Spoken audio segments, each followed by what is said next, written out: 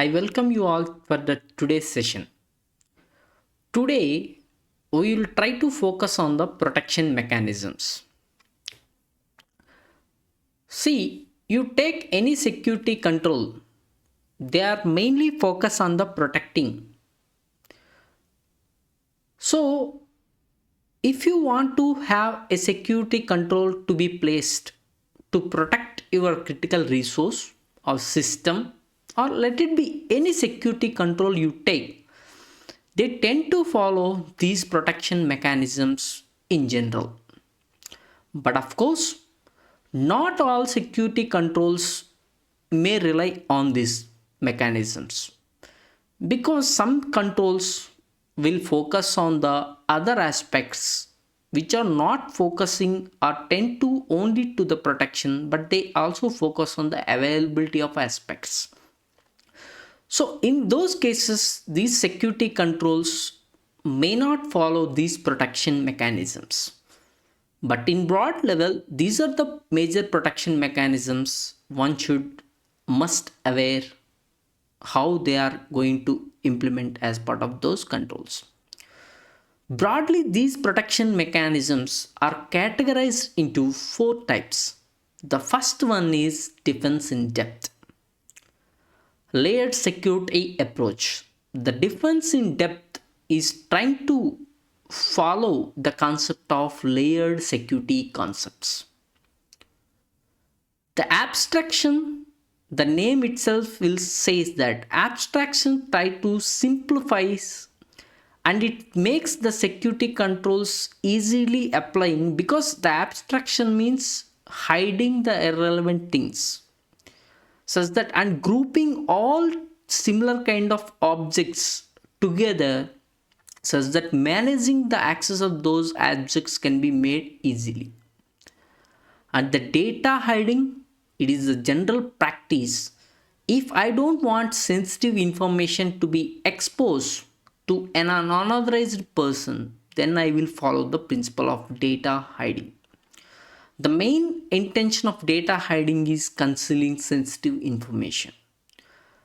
But as you all aware of that, encryption is another protection mechanisms where we are trying to limitize the access of data to only authorized persons such that unauthorized persons can't access when we have the encryption techniques are in place.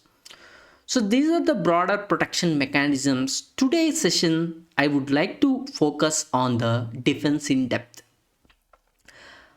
Now, as I mentioned earlier, defense in depth is also known as layering concept because the layering concept means having multiple security controls in a series. Let me tell a simple example in the terms of series. Let's say you have a house where you want to have the security in your house such that no one can able to enter into your house. Let's say you have an organization where very sensitive operations are going to take place in your organization. You have to have multiple security controls. Let's say these are some security controls. Let's say at the entry of the organization, you may have a physical control. Let it be, it could be in terms of security guards, or you may have dogs, pets you may kept like security because dogs also train dogs which can act as one sort of security for your organization premises. Subsequently, once you have the dogs and the security guards, you tend to have the monitoring systems, the surveillance cameras are in place. This is one type of security control.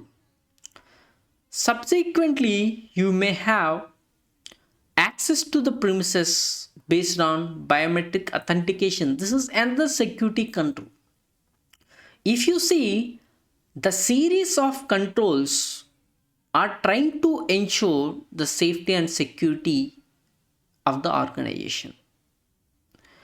So multiple security controls are working in series, but the ultimate goal of all controls is for ensuring the security of the office premises.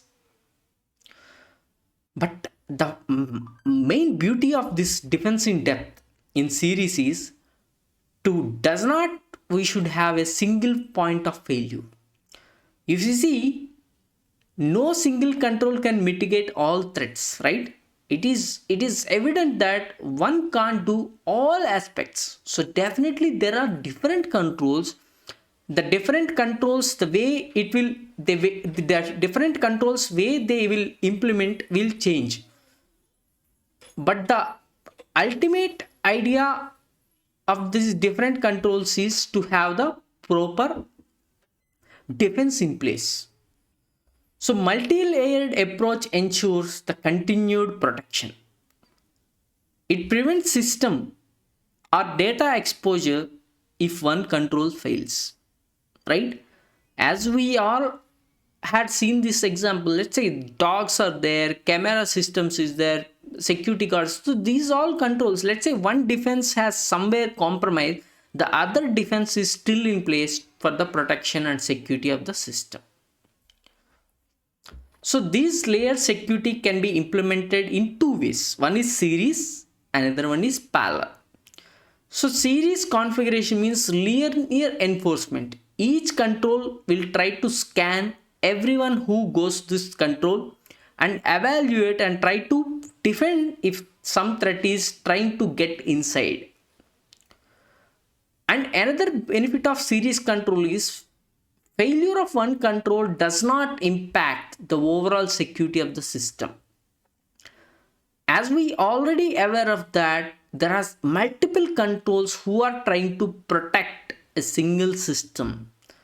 It leads to have defense in depth where one control compromise, it does not impact on the overall security of the system.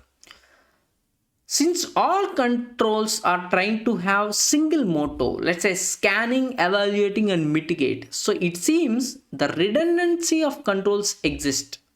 Maybe not redundancy, different controls, but the ultimate idea is same. So that is why it is narrow, but it's deep. Provide very thorough protection in the aspect of series. The other control is parallel configuration. It is wider but shallow. It is not mainly for the less effective for security, because let's say simple use case of to explain parallel configuration in general analogy. As I mentioned earlier, if you see the airport use case, you have multiple controls in place for checking at the entry. Like one will check at the entry of the airport. Again, your airlines will validate your thing. Further, subsequently, security will validate the things. But if you observe, there are multiple routes through which someone gets scanned at the security level in the airport. Like there are different rows because huge travelers will visit the airport and they will have different routes are there to going into the before boarding, because they don't want have to be it does, if single line is kept in place, there will be heavy traffic, travelers are there, it will be congested. So the parallel configuration is mainly to enhance the availability, not in terms of security. But the problem is, let's say if multiple people are doing for the security parallelly, if one security compromise means he can directly go into the system. That's why parallels are less effective in terms of security. They're more effective if you want to bring the concept of availability. That's why, as I am saying, that if threat can bypass security, if one control fails, means it is impacts. So that's why it is more suited for distributed computing, but not ideal for the security. Where the availability is your important concern, you should have parallel configuration of defense in depth. If security is your concern, then you have to have the series of configuration. So this defense in depth is a general statement of terminology which in different contexts it will be pronounced and different ways. In future we will discuss these terms, but if sometimes people will call levels of security, means it is defense in depth. There is a multi-level or multi-layered security, means defense in depth. The classifications, zones, realms, compartments, silos, segmentation, lattice structures, protection rings, ring 0, ring 1, ring 2, all concepts are boiled down to the concept of defense in depth. These terms reinforce the defense in depth strategy only. Based on the context, the interpretation has to be changed on their use in the security discussion.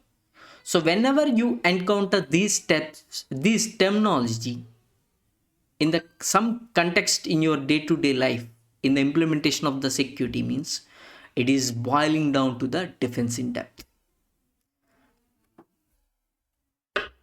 But the one thing you have to understand, defense in depth is important, but the people they are telling bring the defense in breadth means bring the diversity of defense.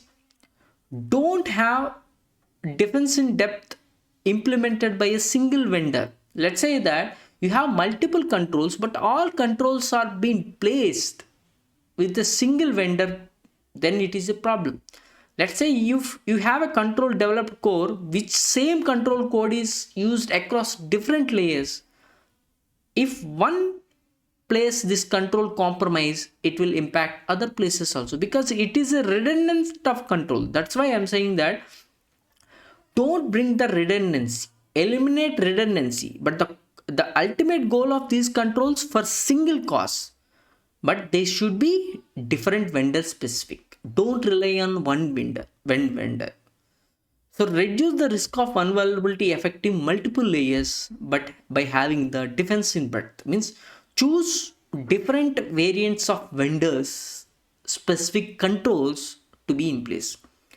Using diverse security products will enhance the overall protection instead of choosing one vendor and deploying series level is not a good practice. So have a defense in breadth supporting the defense in depth. That's it for today's session. I will try to discuss the next other protection mechanisms as we discussed earlier: abstraction, data hiding, and encryption. Thank you.